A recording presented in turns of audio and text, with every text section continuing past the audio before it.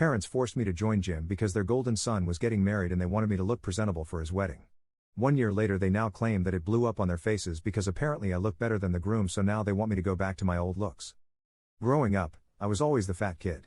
From as far back as I can remember, I was bigger than most of the other kids. In kindergarten, while my classmates were just starting to figure out what made them unique, my size had already singled me out, and as I got older, the weight I carried only grew more noticeable. By the time I was in high school, I was undeniably overweight, and my shape and size became a constant reminder that I was different. College wasn't much different. While some of my peers began to discover who they were or explore new sides of themselves, I remained wrapped in that same identity, overweight and sometimes struggling with it. Being the bigger kid wasn't easy. It opened me up to constant teasing, mockery, and hurtful comments from those who didn't know or didn't care to understand me. Growing up, I was bullied more than I like to remember. Classmates made fun of me relentlessly, their words chipped away at me, leaving deep insecurities and self-doubt that at times felt impossible to shake. They'd call me names and make rude jokes, and I would often be the punchline. I was always singled out, like I was somehow less deserving of kindness or friendship. I was constantly left out of games, parties, and gatherings.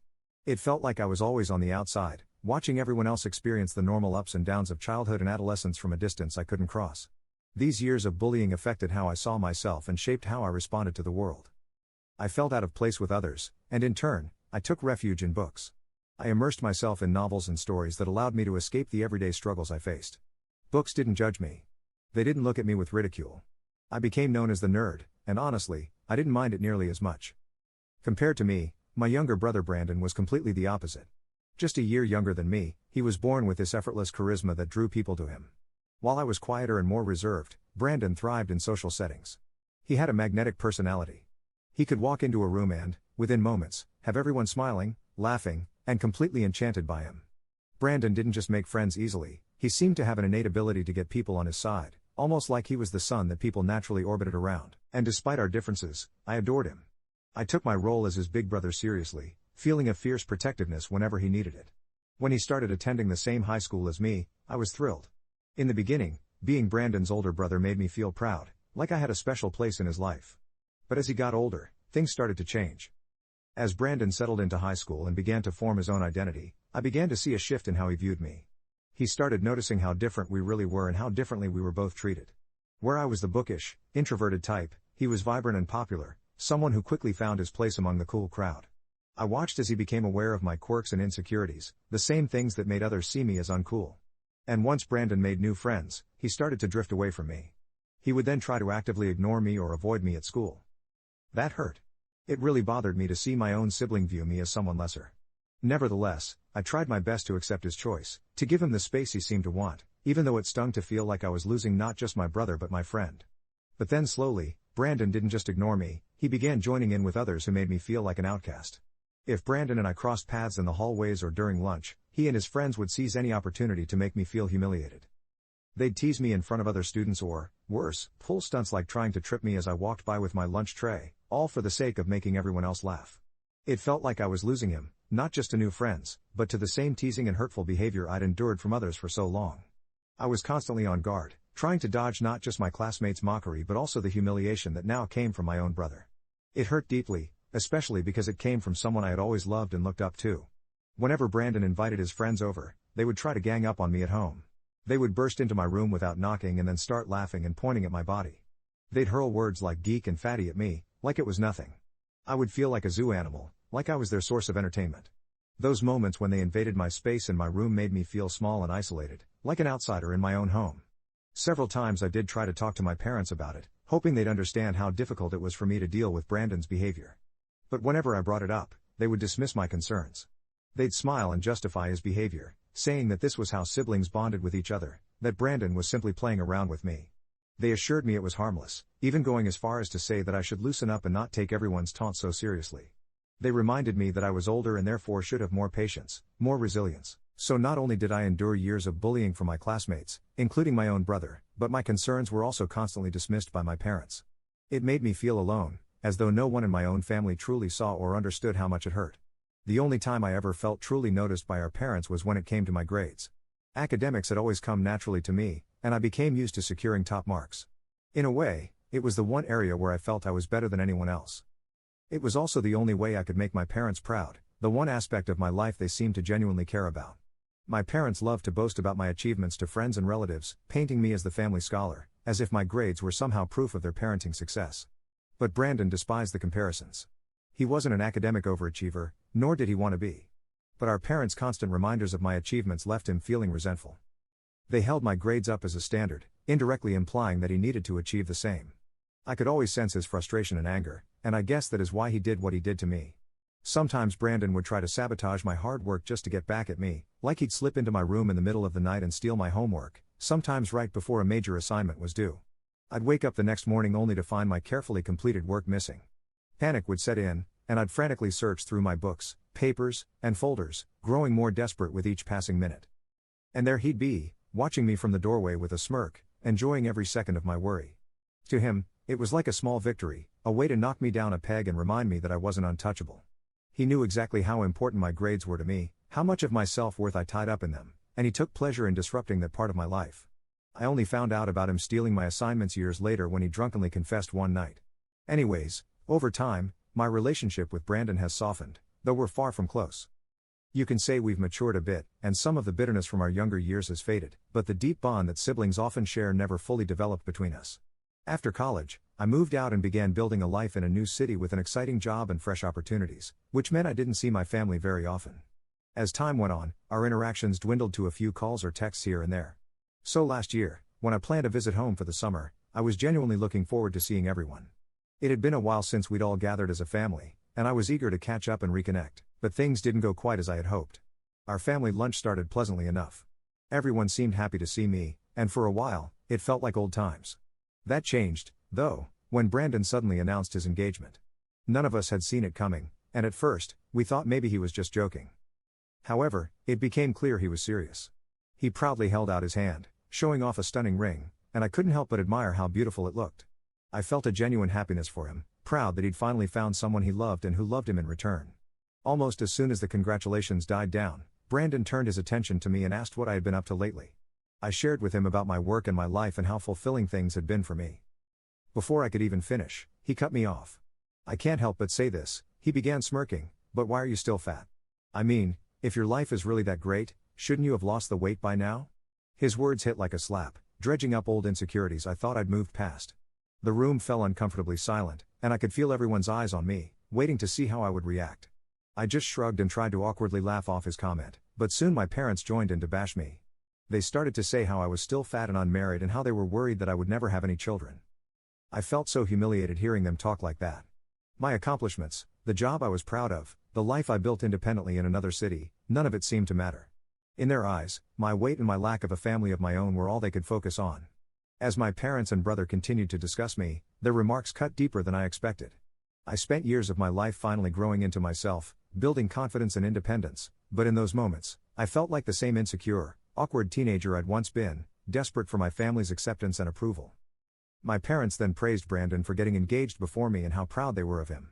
Somehow, to them, I was the lesser child, successful perhaps, but still not quite enough. What was meant to be a joyful family reunion was quickly turning into a painful reminder of old wounds. At that moment, I felt more like an outsider than ever. Brandon didn't stop. He continued with his probing questions. So, when are you getting married? I mean, do you even have a girlfriend? He was clearly trying to mock me in front of everyone by talking about my love life. My parents quickly latched onto the topic, agreeing with Brandon that it was high time for me to find someone before it was too late. They pointed out how Brandon, being younger, was settling down before me while I, being the older one, was still wasting my life away on my job. I tried to push back, explaining that I loved my life the way it was, that I found fulfillment in my career and independence. My job paid me really well, and I was passionate about my work. And also, why did I have to find a partner or have a child? I am content just the way I am. But my words didn't seem to land. My dad especially seemed dismissive, giving me a pointed look as he taunted, "What's the point of earning all that money if you don't have anyone to come home to?" It was as though he couldn't fathom that happiness could exist outside of marriage or family. I felt the familiar feeling of being misunderstood, of my life choices being undervalued. This was my family, the people who were supposed to know me best, yet they seemed so focused on a version of happiness that wasn't my own. I had come home looking for connection and warmth, but what I found instead was judgment and taunts. Brandon then started to say how he expected me to at least have A+1 by the time his wedding rolled around. He told me that he didn't want people thinking his brother was some old, miserable man all alone while he was getting married. The comment stung. I just shook my head and told him that I would try. This is when my parents told me, matter-of-factly, that since Brandon's wedding was almost a year away, even if I couldn't manage to find a partner, I would at least try to lose weight and look more presentable for his wedding. They told me that maybe after I lost weight, it would be easier for me to attract a partner. Brandon agreed with my parents and told me that he wanted me to lose a few pounds at least. I sat there stunned and ashamed, feeling an ache I hadn't felt in years. How could my family talk to me this way? Did I really deserve their cruel words just because I was overweight? Was I supposed to have no feelings just because I was fat? I mean, I was a normal human being like them. I functioned normally as everyone else. I never saw my weight as a hindrance. So why were they? I even dated women who liked me just the way I was, yet my parents and Brandon were making it seem somehow my weight prevented me from finding love or from women approaching me when it wasn't even true. I wanted to defend myself, to tell them how hurtful their words were, but I felt frozen, unable to find the right words. Their words transported me back to high school, to the painful days when my weight made me a target. I hated how casually my family could bring up my biggest insecurities and not even care about how they made me feel, so I sat there holding in my pain and let the conversation eventually drift into something else. After that visit to my family, when I came back home, I threw myself into losing weight with a level of determination I hadn't known I had. It started as a way to prove something to my family, but over time it became more personal. I joined the gym, committed to a strict diet, and even hired a personal trainer. My trainer has been a lifesaver. Having gone through his own transformation from being overweight to reaching a healthy weight, he knew precisely how to guide me through a journey that was customized just for me. He designed a regimen tailored to my goals and supported me every step of the way, pushing me while also reminding me to give myself grace whenever I faltered. This time, it all seemed to click. I began to lose weight steadily, and as the pounds came off, I felt lighter, not just physically, but emotionally too. For the first time in my life, I started to feel and look different. My confidence shot up immediately. I used to think that losing weight wouldn't have that big of an impact, but it truly has. People view me differently now. Strangers are kinder, more attentive. Friends and colleagues see me with a new respect, and I can't deny that this feels like a kind of validation I'd never experienced before. It's as if I've suddenly become visible in a way I hadn't been. With my new body came a new sense of style. I changed my entire wardrobe, filling it with clothes I'd only dreamed of wearing. I even went for a complete hair makeover, trying a style that's bold and modern, one I would have been too shy to attempt in the past. Maybe it sounds extravagant, but I've never felt this good. I look in the mirror now and I hardly recognize the person staring back. It's like meeting a version of myself I never knew could exist. I'm proud of how far I've come, not just because of the weight loss, but because of the confidence and self-assurance that's come with it. Anyway, since Brandon's wedding is now 2 weeks away, my family has asked me to fly down and join them for lunch next week so they can discuss some final plans for his wedding. However, I don't feel like going home. I don't want my family to taunt me again and make me feel small, especially after I've finally started feeling good about myself for the first time in a long while. I don't even want to attend Brandon's wedding anymore after the way he and my parents have treated me, but I know that if I don't go, they'll be really upset and give me a long lecture about how family is family, and no matter how hurt I feel, I should be there for Brandon's big day. So I just want to know, Ida, if I don't attend my brother's wedding? Update 1. Wow. I'm overwhelmed by everybody's reaction. Some of your suggestions are honestly hilarious. I can't believe you're actually encouraging me to show up and mess with my brother now that I've lost all this weight. Growing up as the fat kid really messed with my self-esteem, especially when it came to how I saw myself. I struggled with self-doubt for a long time, always feeling like I wasn't good enough or didn't measure up to others. But reading all your comments has been a game changer. It's like you've helped me see myself in a whole new way, and I'm finally starting to feel more confident than I ever have. In fact, I'm now seriously thinking about showing up to my family's lunch and surprising everyone. They haven't seen me in so long, and since I'm not on social media, they have no idea about the weight I've lost. It would be interesting to see how they react. Update 2. Okay, Reddit, you all are not ready for this update. Grab your popcorn because this is about to get good. I decided to fly down to attend my family's lunch as I had updated before. I thought when they saw me they would be proud of the transformation I'd undergone since, after all, they had been the ones to actually push me toward it in the first place. Surely they'd be thrilled to see the positive changes in me and finally acknowledge the hard work I'd put in. The moment I stepped inside my parents' home, their jaws quite literally dropped. They stared at me stunned, almost as if they couldn't quite believe I was the same person. After a moment, they stammered, asking if it was really me. I gave them a warm hug, feeling pleased by their reaction.